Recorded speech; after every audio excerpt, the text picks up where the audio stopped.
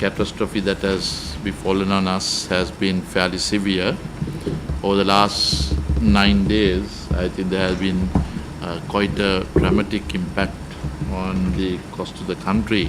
But more than that, our job was to ensure that the people are brought back to life again, ensure that there is no civilian losses that were taking place, and restoring them to normal order is obviously a priority of the government.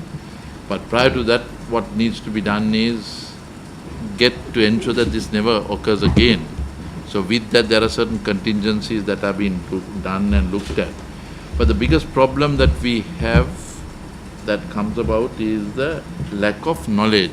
Many people live in rented houses, sometimes they are affected, they are not being able to assess their losses, etc. So this has been impeding our progress in many ways. But now that things are falling back into order, you will suddenly find the next week or two what the real assessment would be. We have done a preliminary assessment on the impact that has taken place. We find that 600,000, 620,000 people have been affected across the country. The magnitude of that varies from place to place. You have natural disasters such as Aranayaka and Kegol, etc. But the impact that came, which is harder in the Colombo district, had more affluent people getting affected. And as a result, it is been the revenue factor has been affected from the Colombo and the Western Province area. 128,000 houses are what is subject to have got affected. Many are redeemable back into order, but it needs a lot of attention.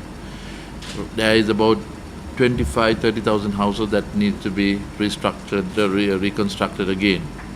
So we, in our initial estimate, we have looked at it being in the range of $1.5 to $2 billion.